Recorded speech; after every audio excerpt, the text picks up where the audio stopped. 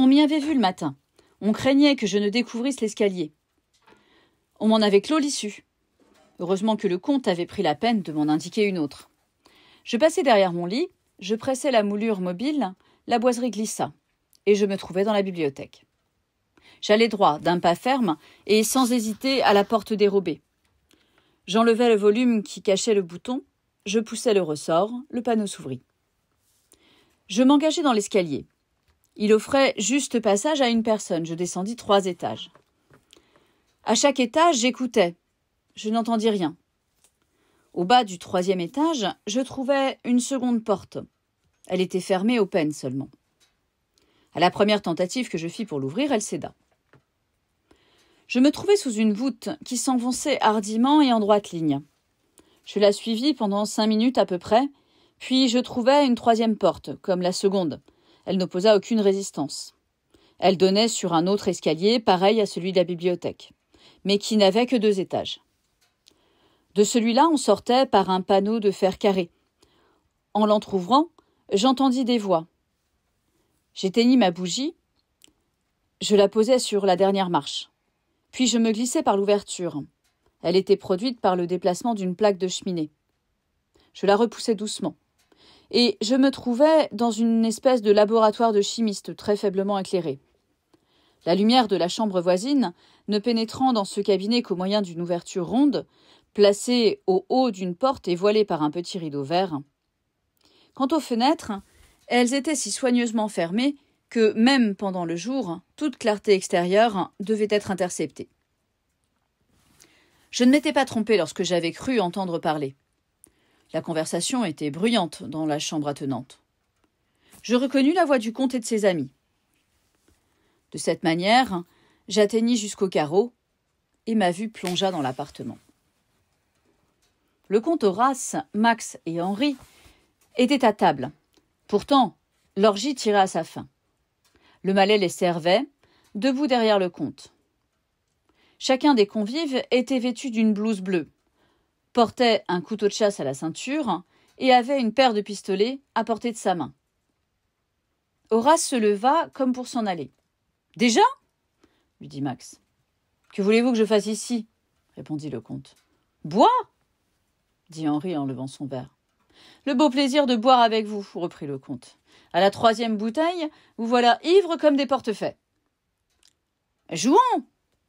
Je ne suis pas un filou pour vous gagner votre argent quand vous n'êtes pas en état de le défendre, dit le comte en haussant les épaules et en se tournant un demi. Eh bien alors, fais la cour à notre belle Anglaise.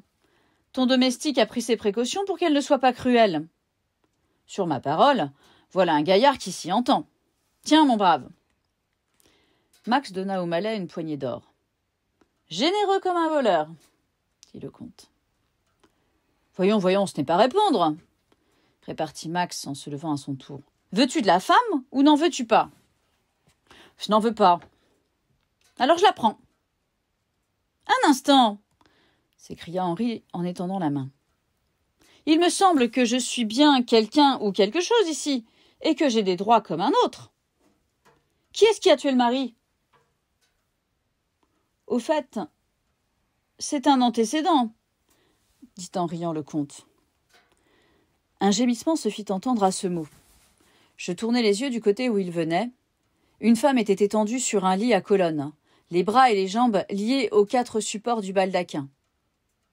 Mon attention avait été tellement absorbée sur un seul point que je ne l'avais pas aperçue d'abord. « Oui, » continua Max, « mais qui les a attendus au Havre? Qui est accouru ici à Franc-Étrier pour vous avertir ?»« Diable !»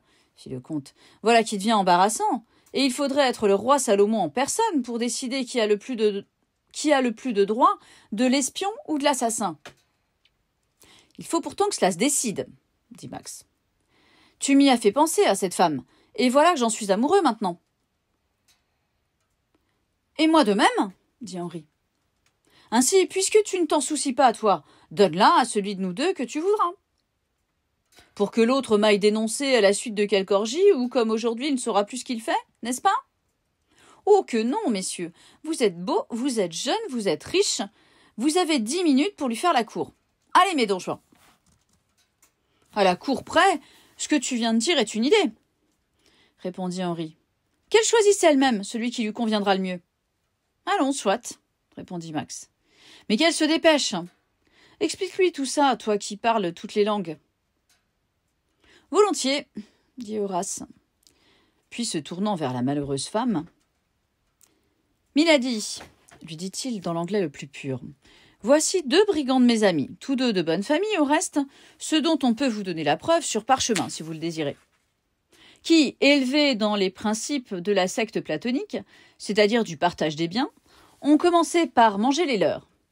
Puis, trouvant alors que tout était mal arrangé dans la société, ont eu la vertueuse idée de s'embusquer sur les grandes routes où elles passent pour corriger ces injustices, rectifier ses erreurs et équilibrer ses inégalités.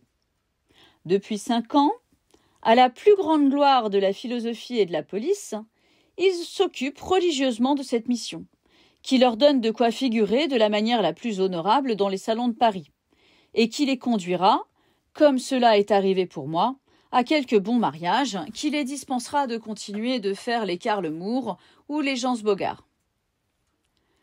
En attendant, comme il n'y a dans ce château que ma femme, et que je ne veux pas la leur donner, il vous supplie bien humblement de choisir entre 2 celui qui vous conviendra le plus, faute de quoi ils vous prendront tous les 2.